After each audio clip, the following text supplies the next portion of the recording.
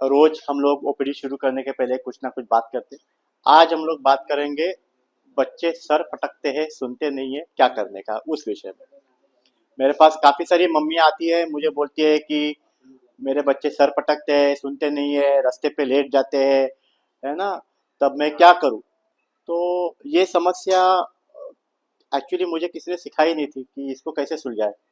हम लोग के पीडियाट्रिक्स के डीसीएच में, डीएनबी में, एमडी में ये हमको सिखाया नहीं गया। तो मैंने मेरे काफ़ी सारे दोस्तों से बात की, जो क्लिनिकल साइकोलॉजिस्ट है, साइकियाट्रिस्ट है, मेरे सीनियर्स से बात की, मेरे दोस्तों से बात की। और वो सब करने के बाद मैंने मेरे खुद के 4 पॉइंट निकाले। सबसे पहला पॉइंट है कि हर महीने को जो भी बच्चों का ख्याल रखता है उनका एक मीटिंग होना जरूरी है। एक महीने में एक बार, कभी तो संडे को शाम को चाय पे बैठ जाइए और पिछले महीने में अपने बच्चे ने क्या क्या अच्छी बातें की और क्या क्या बुरी बातें की वो सब बताइए। उदाहरण के तौर पे मम्मी बोलेगी कि अरे कितना अच्छा बच्चा है मेरा, उस दिन पड़ोसी के बच्चे आए थे, सारे खिलौने निकाल के उसने दे दिए, अच्छी बात है, शेयरिंग करने को सीख रहा है। पापा बोलते हैं क्या खाक अच्छा है, उस दिन मैं पार्क में लेके गया था, 2 बच्चों को गिरा के खुद बैठ गया वो झूले पे। अब ये बात मम्मी को मालूम नहीं थी, और वो जो खिलौने शेयर करने वाली बात है वो पापा को मालूम नहीं थी।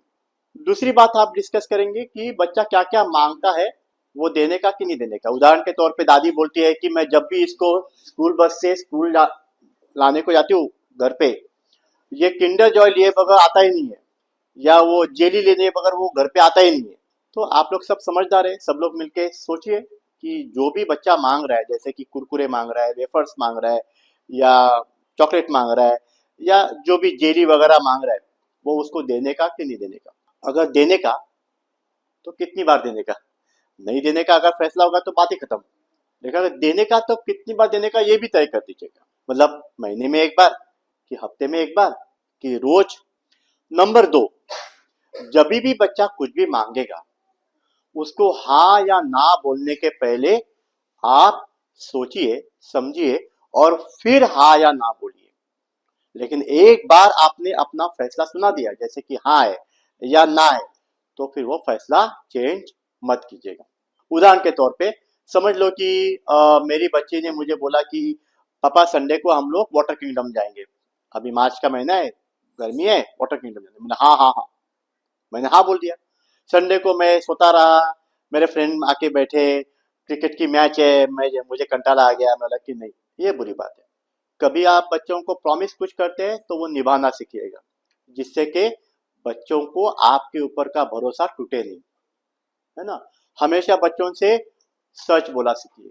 दूसरी बात, अगर आपने ना बोला तो किसी भी हाल में हाँ नहीं होना चाहिए। उदाहरण के तौर पे समझ लो कि मैं मेरे बच्चे को लेके जा रहा हूँ और मेरे बच्चे ने मुझे बोला कि मुझे बीएमडब्ल्यू चाहिए। बीएमडब्ल्यू मतलब गाड़ी नहीं, बालाजी मसाला वेफर, बीएमडब्ल्यू। तो बीएमडब्ल्यू चाहिए। मैंने बोला बिल्कुल नहीं, अच्छी बात नहीं है, चल तेरे को घर पे जाके मैं चपाती भाजी खिलाता हूँ। बराबर। मेरा बच्चा रोने लग गया। फिर भी मैं बोला नहीं नहीं नहीं, चपाती भाजी खिलाएंगे, तेरे को भूख लगे ना, चपाती भाजी खा। अब मेरा बच्चा उधर ही बैठ रास्ते पे बैठ गया और सर पटकने लगा। तमाशा होने लगा, सब लोग देखने लगे, बच्चा मेरा सर पटक रहा है। मैं डर गया, मैं गुस्सा भी आ रहा है, डर भी लग रहा है, मुझे क्या बोलते हैं, शर्म भी आ रही है। तो मैंने क्या किया, फटाफट जाके वो 10 रुपए का पैकेट लाया, उसके हाथ में दे दिया। मैंने क्या किया, मेरा फैसला बदल दिया। पहले मैंने ना बोला, अब मैंने उसके हाथ में वेफर्स दे दिया। फायदा क्या हुआ, तमाशा बंद हो गया। नुकसान क्या हो गया, मेरे बच्चे को मालूम पड़ गया मांगने से नहीं मिलता है, रोने से नहीं मिलता है, अगर सर पटकूंगा तुरंत मिल जाता है ना। तो एक बार का सर पटकना बंद करने के लिए मैंने बच्चे को हमेशा के लिए सर पटकना सिखाया। अभी तीसरा पॉइंट, समझ लो कि बच्चे ने कोई डिमांड की और उसके साथ में 2 जन है, और दोनों में से एक ने अपना फैसला सुना दिया हाँ या ना, तो दूसरा वो फैसला नहीं बदलेगा।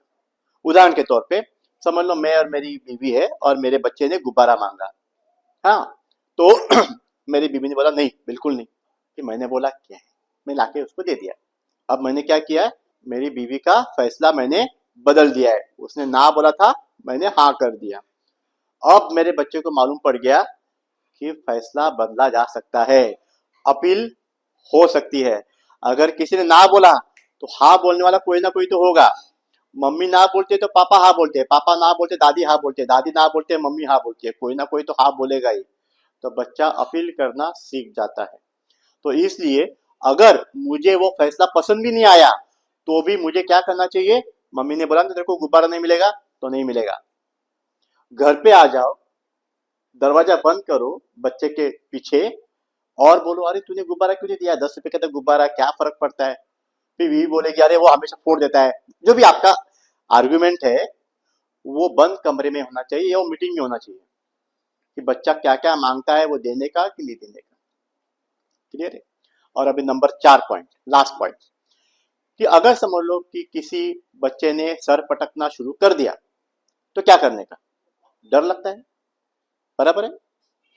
तो मैं क्या बोलता हूँ कि हमेशा जब भी बच्चा सर पटकता है तो उसे अगर उसकी जान को खतरा होगा तो उसको उधर से निकाल के कहीं सुरक्षित जगह पे रख दीजिएगा। जैसे कि समझ लो कि विवियाना मॉल में गया है, सेकंड फ्लोर की रेलिंग पे सर पटक रहा है, गिर सकता है ना। तो उसको क्या करने का, उसको लाके बीच में रखने का ताकि वो गिरे नहीं। और क्या करने का, कभी भी उसका सर पटकना बंद करने की कोशिश नहीं करने का, क्योंकि उसके दिमाग में अभी इतना गुस्सा भरा हुआ है कि उसके आपके शब्द उसके दिमाग में घुसेंगे ही नहीं, वो तो सर पटकता ही रहेगा। क्या करने का, उससे 5 कदम दूर हटने का और आराम से उसकी तरफ देखते रहने का। सर पटकने के 2 मकसद होते हैं, पहला मकसद आपका ध्यान आकर्षित करना और दूसरा मकसद है कि आपसे अपनी मन चाही चीज लेने का। अगर पहला मकसद अगर पूरा नहीं हुआ तो दूसरा मकसद की तरफ जा ही नहीं पाएंगे। इसलिए कोई भी बच्चा अगर आपने ध्यान नहीं दिया तो 1 मिनट के ऊपर सर पटक नहीं सकता। 1 मिनट क्या, 45 सेकंड के ऊपर सर नहीं पटकेगा।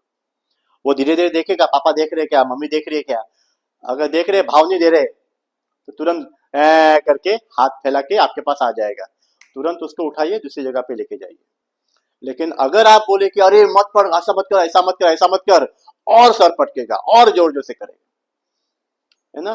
तो क्या करने का, उसको सुरक्षित जगह पे लाके रखने का और उससे थोड़ा सा दूर होने का और उसकी तरफ देखते रहने का, ज्यादा भाव उस वक्त उसको देने का नहीं। तो ये 4 पॉइंट, अगर आप ये 4 पॉइंट सच्ची में आपका पालन करेंगे, मेरे हिसाब से आपके बच्चों का सर पटकना 90% कम हो जाएगा। क्योंकि क्या होता है, 2 चीजें होती है, एक होता है लाड़ और दूसरा होता है प्यार।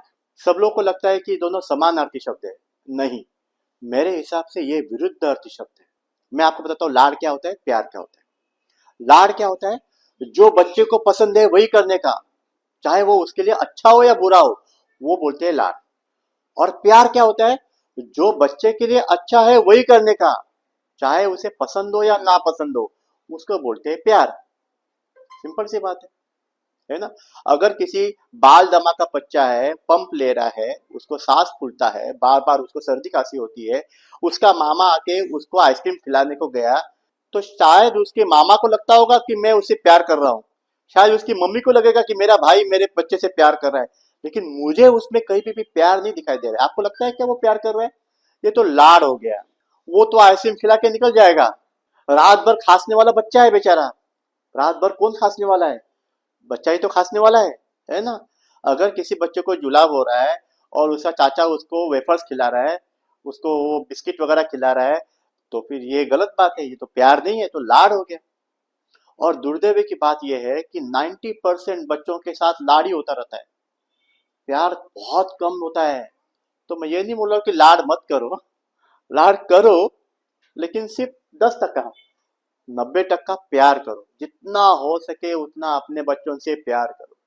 जब भी बच्चा अपना कुछ मांगेगा तो सोच समझ के, बच्चे के लिए क्या अच्छा है क्या बुरा है, ये सोच समझ के आप अगर फैसला लेंगे तो आप बच्चों से बहुत प्यार करेंगे और आप अच्छे पालक कहलाएंगे।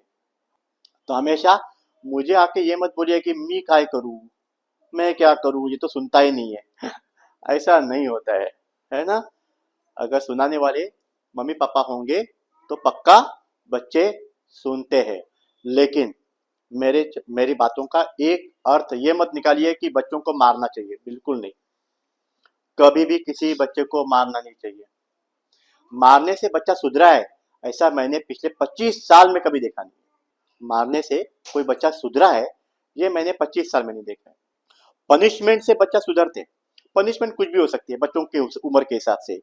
एक कोने में खड़े हो जाओ, तेरा फेवरेट टीवी चैनल बंद कर देंगे, या फिर तुम ये 2 बर्तन मांज के रखो, या एक कमरे को झाड़ू लगाना हो, या ये 5 कपड़े फोल्ड करके रखो, वगैरह वगैरह।